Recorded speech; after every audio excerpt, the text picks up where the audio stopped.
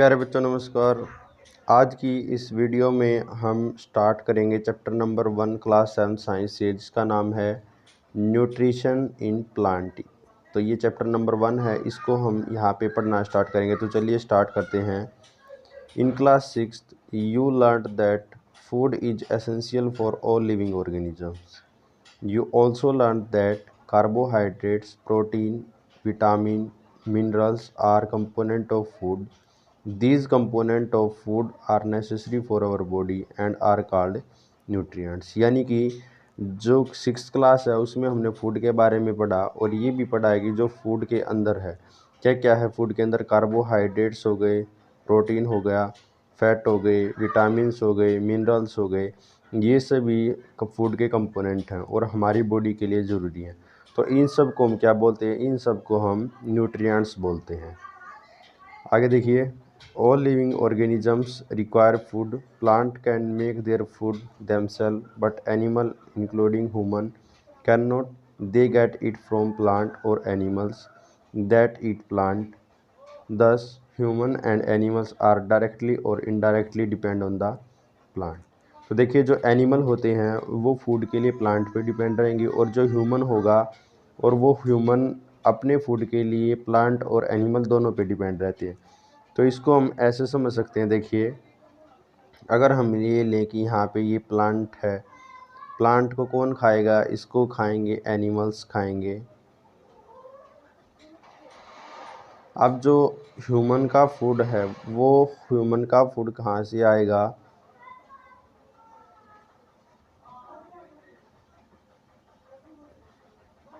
Human का जो food आएगा वो एनिमल से आएगा और डायरेक्ट प्लांट से जाएगा। तो कहने का मतलब ये है कि ह्यूमन डायरेक्टली और इनडायरेक्टली फूड के लिए किस पे डिपेंड रहते हैं? प्लांट पे डिपेंड रहते हैं।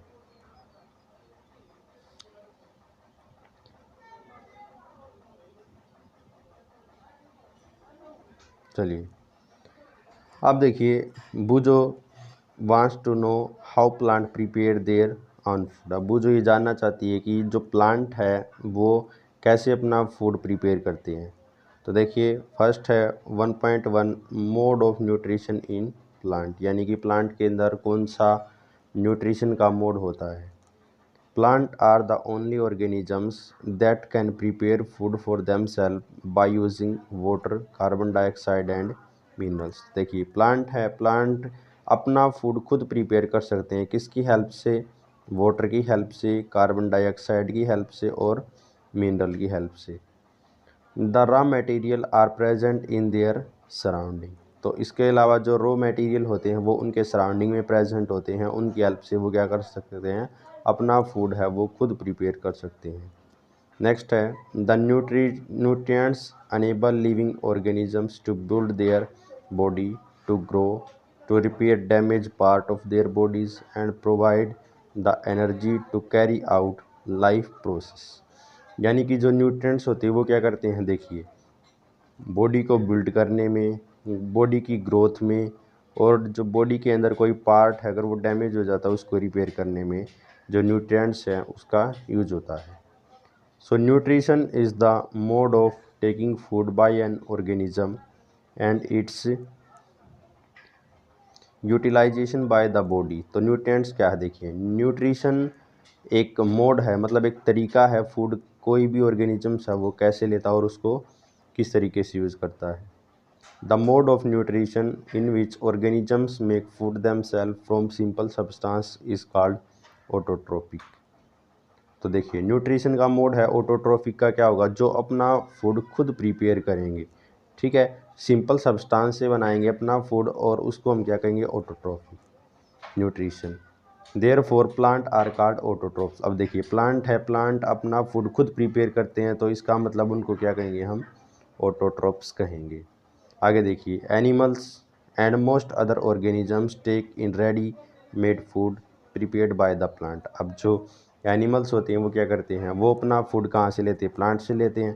तो इसका मतलब दे आर कॉल्ड हेटरोट्रोप्स, यानी कि उनको क्या बोलेंगे? हम हेटरोट्रोप्स बोलेंगे। तो इसमें यहाँ तक हमने पढ़ा न्यूट्रिएंट्स क्या होते हैं। देखिए, फूड के अंदर कंपोनेंट प्रेजेंट होंगे, कार्बोहाइड्रेट्स, प्रोटीन, फैट, मिनरल, इनको हम क्या कहेंगे? कंपोनेंट ऑफ फूड कहेंगे।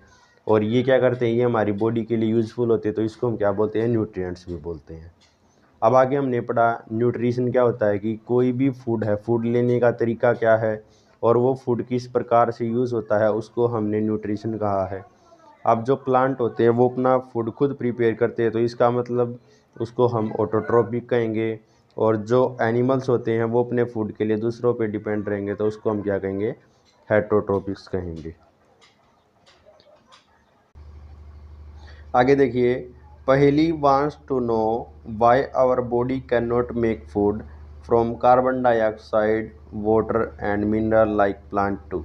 तो पहली ये जानना चाहती है कि जो हमारी बॉडी है वो फूड क्यों नहीं बना सकती, जैसे प्लांट बनाते हैं, किसकी हेल्प से बनाते हैं, कार्बन डाइऑक्साइड की हेल्प से बनाते हैं, वाटर की हेल्प से बनाती है और मिनरल की हेल्प से बनाते हैं। Now we may ask where the food factory of plant are located, यानी कि प्लांट की जो फूड फैक्ट्री है, यानी कि प्लांट के अंदर जो फूड बनता है वो कहाँ पे बनता है, कहाँ पे होता है वो, whether plant is made in all part of the plant और ओनली इन सर्टेन पार्ट, यानी कि जो प्लांट जो फूड बनाते हैं वो हर जगह बनाते हैं या किसी स्पेशल पार्ट में अपना फूड प्रिपेयर करते हैं। How do plant obtain the raw material from the surrounding, यानी कि जो रॉ मटेरियल हैं प्लांट वो सराउंडिंग से कैसे लेते हैं, कैसे उन रॉ मटेरियल को एब्जॉर्ब करते हैं। How do they transport them to the food factory of the plant, तो यानी कि जो फूड फैक्ट्री तक वो जो रॉ मटेरियल उन्होंने एब्जॉर्ब किए हैं तो वो उसको कैसे पहुंचाते हैं। तो देखिए, जैसे अगर ये इस तरीके से हमारे पास कोई भी एक प्लांट हो गया,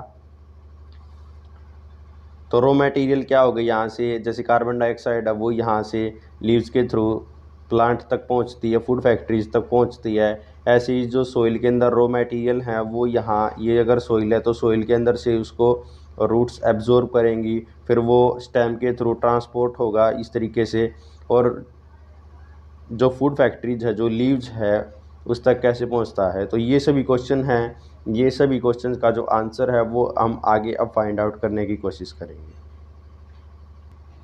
अब हम बात करते हैं photosynthesis food making process in plant, यानी कि अब हम फोटोसिंथेसिस के बारे में पढ़ेंगे। Leaves are the food factory of plant, तो देखिए जो लीव्स है वो क्या होते हैं, फूड फैक्ट्री होते हैं, यानी कि जो फूड की प्रिपरेशन होती है वो कहाँ पे होती है, वो लीव्स के अंदर होती है। The synthesis of food in plant occur in the leave, यानी कि जो प्लांट है, प्लांट के अंदर जो फूड बनता है वो कहाँ पे बनता है, वो लीव्स के अंदर बनता है। Therefore all the raw material must reach there, यानी कि जहाँ पे फूड फैक्ट्री है तो वहाँ पे जितने भी रॉ मटेरियल है वो सभी कहाँ पे पहुँचने चाहिए, वो सभी लीव्स के अंदर पहुँचनी चाहिए। तो हमने ये पढ़ लिया कि जो लीव्स हैं, लीव्स क्या हैं, फूड फैक्ट्रीज हैं। फूड कहाँ पे प्रिपेयर होता है, प्लांट के अंदर, लीव्स में। तो इसका मतलब जितने भी रॉ मटेरियल है वो सारे कहाँ पे पहुँचने चाहिए, वो लीव्स के पास पहुँचने चाहिए। Water and mineral present in the soil are absorb by the roots and are transported to the, तो देखिए जो भी वाटर है, वाटर और मिनरल्स जो किसके अंदर प्रेजेंट हैं, सोइल के अंदर प्रेजेंट हैं, वो कहाँ से एब्जॉर्ब होते हैं, वो रूट्स के थ्रू एब्जॉर्ब होते हैं। तो रूट्स के थ्रू वो एब्जॉर्ब हो जाते हैं और ट्रांसपोर्टेड हो जाते हैं। और ट्रांसपोर्ट कहाँ पे होते हैं, देखिए आगे चलते हैं अगले पेज पे।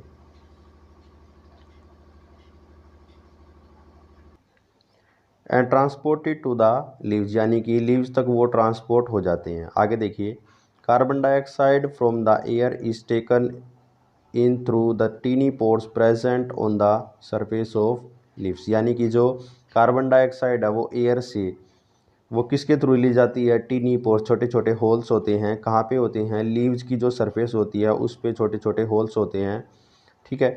These pores are surrounded by guard cell, तो देखिए ये जो पोर्स होते हैं ये किससे सराउंडेड होते हैं, गार्ड सेल से सराउंडेड हो जाते हैं। सच पोर्स आर कॉल्ड स्टोमेटा, तो इसको हम क्या बोलेंगे, स्टोमेटा बोलेंगे।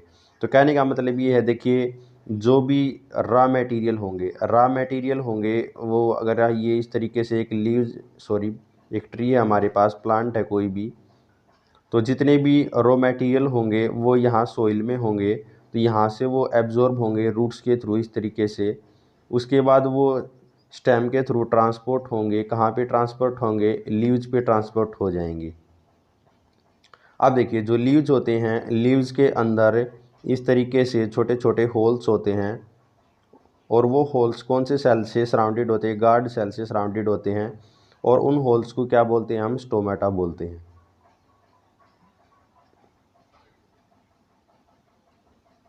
चलिए आगे पढ़ते हैं अब इसको।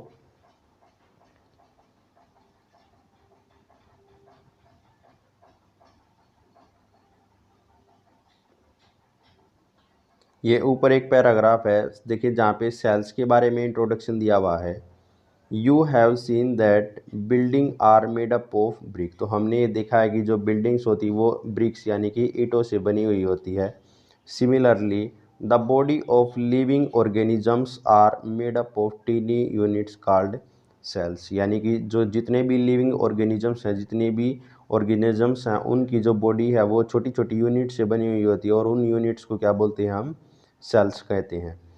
Cells can be seen only under the microscope. तो सेल को हम किससे देख सकते हैं, सिर्फ माइक्रोस्कोप से देख सकते हैं। Some organisms are made up of only one cell.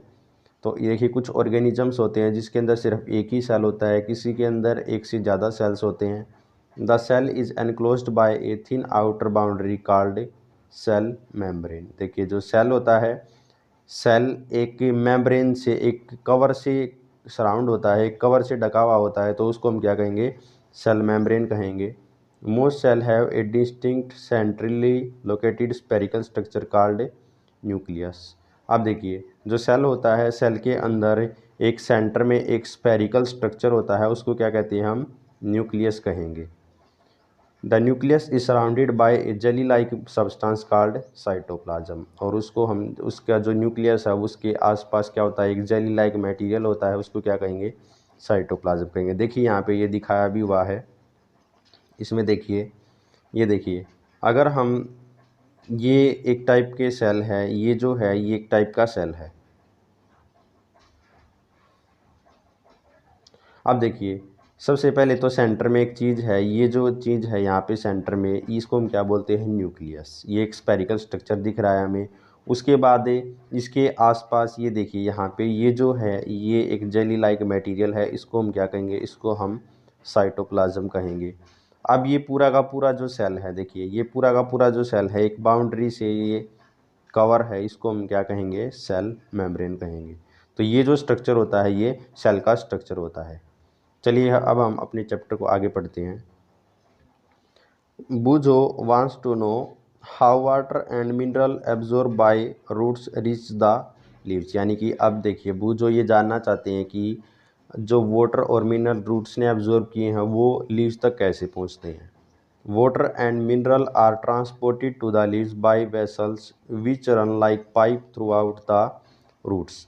तो देखिए जो वाटर और मिनरल एब्जॉर्ब किए हैं वो कहाँ से ट्रांसपोर्ट होते हैं, वो वेसल्स से ट्रांसपोर्ट होते हैं, जो पाइप लाइक वेसल्स होते हैं। और वो कहाँ से, वो पूरे के पूरे प्लांट के अंदर होते हैं। The stem, the branches and the leaves. तो ये स्टेम में भी होंगे, ब्रांचेस में भी होंगे और लीव्स में भी होंगे। They form a continuous path और passages for the nutrients to reach the leaf. You will learn about transport of material in plant in chapter 11। तो इसके बारे में डिटेल से हम चैप्टर नंबर 11 में पढ़ेंगे। तो देखिए जो अब तक बताया है वो, जैसे ये है, ये स्टेम हो गया, यहाँ पे ये रूट्स हो गई।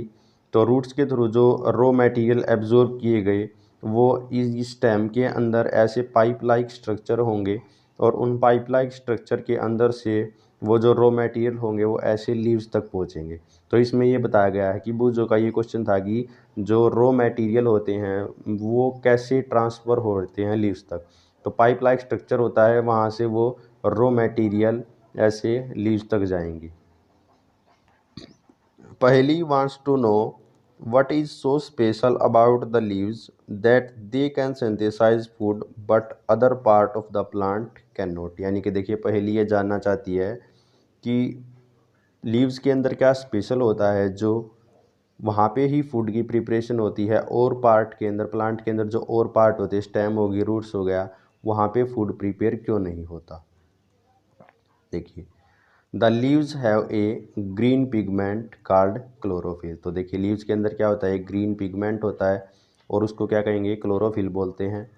It help to capture the energy of the sunlight. तो देखिए क्लोरोफिल का फंक्शन हमें पता चल गया कि लीव्स के अंदर क्या होता है, ग्रीन पिगमेंट होता है और वो क्या करता है, वो एनर्जी को कैप्चर करता है सनलाइट से जो एनर्जी आती है उसको कैप्चर करता है।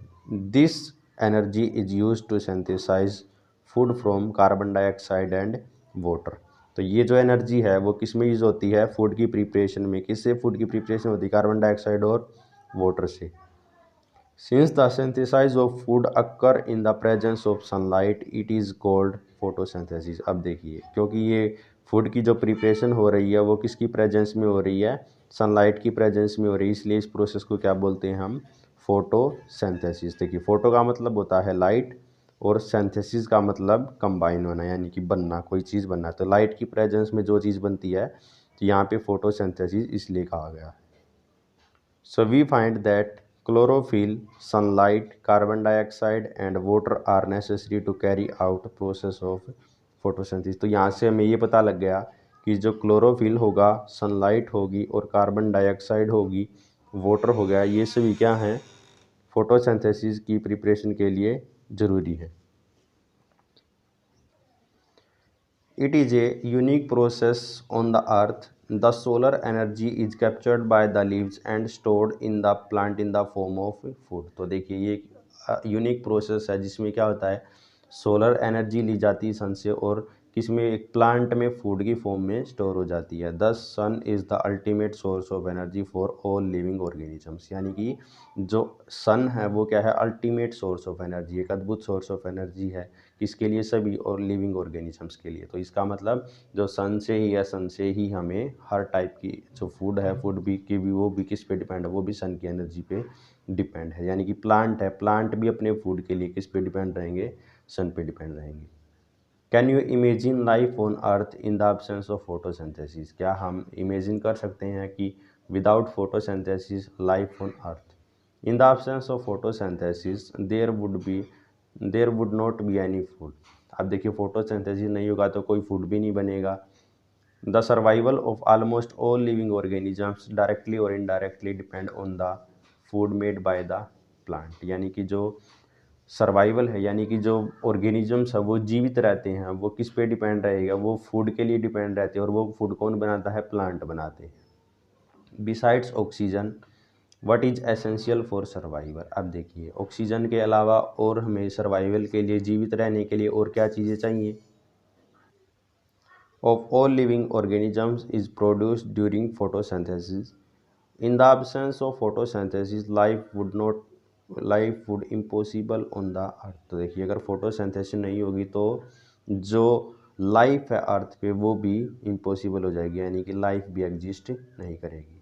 अब देखिए during photosynthesis chlorophyll containing cell of the leaves in the presence of sunlight use carbon dioxide and water to synthesize carbohydrates। The process of equation the process can be represented as an equation।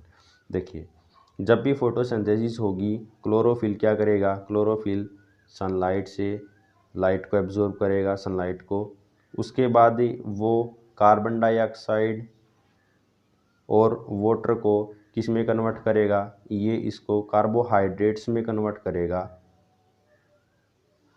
और साथ में क्या निकलेगी, oxygen निकलेगी। तो ये जो process है, इस पूरी प्रोसेस को हम एक इक्वेशन से रिप्रेजेंट करते हैं। तो उस इक्वेशन को देखते हैं। देखिए कार्बन डाइऑक्साइड प्लस वाटर, यानी कि जब ये दोनों मिलेंगे, कार्बन डाइऑक्साइड और वाटर मिलेंगे, किसकी प्रेजेंस में होगा, सनलाइट की प्रेजेंस में होगा। क्लोरोफिल जो सनलाइट को एब्जॉर्ब करता है, तो यहाँ से किसकी प्रिपरेशन होगी, कार्बोहाइड्रेट्स की फॉर्मेशन होगी और क्या निकलेगा, इसमें ऑक्सीजन निकलेगा। तो ये जो प्रोसेस है ये हमारे पास फोटोसिंथेसिस की इक्वेशन है। इसको हम याद भी कर सकते हैं इस तरीके से, carbon dioxide plus water, sunlight की प्रेजेंस में कार्बोहाइड्रेट्स प्लस ऑक्सीजन, यानी कि कार्बोहाइड्रेट्स यानी कि जो फूड बनता है प्लांट के अंदर।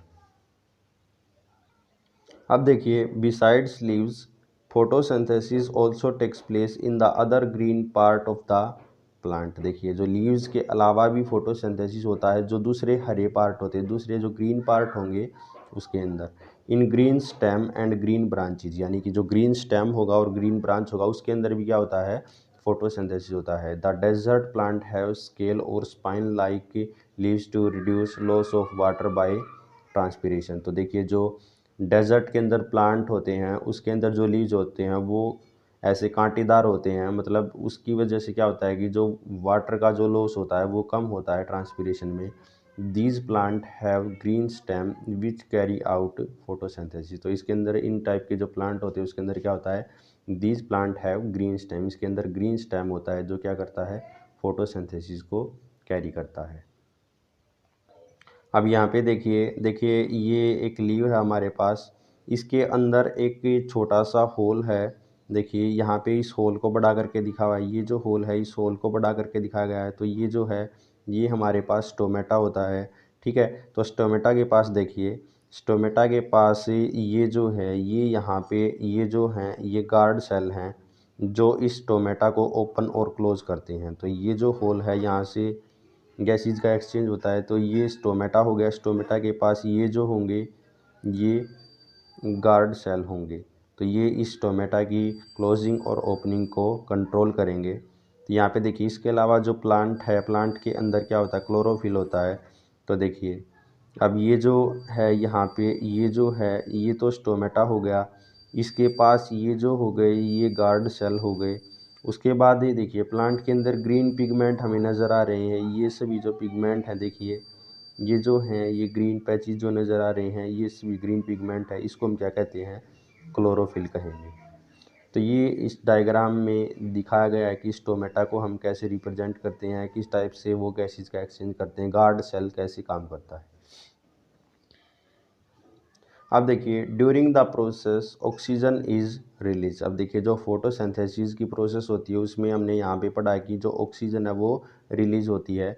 The carbohydrates ultimately get converted into starch. अब देखिए जो कार्बोहाइड्रेट्स होता है तो ये किस में कन्वर्ट हो जाता है, स्टार्च में कन्वर्ट हो जाता है। The presence of starch in leaves indicated the occurrence of photosynthesis. तो लीव्स के अंदर जो स्टार्च होगा वो किसको अकरेंस को बताएगा कि इसके अंदर फोटोसिंथेसिस प्रोसेस हुई है। The starch is also a carbohydrate. अब देखिए जो स्टार्च है वो भी क्या होता है, वो भी एक कार्बोहाइड्रेट्स होता है। तो इस चैप्टर के पार्ट नंबर 1 में इतना ही। नेक्स्ट वीडियो में हम इस चैप्टर को कंटिन्यू करेंगे, तो चैनल को सब्सक्राइब कीजिए। Thank you.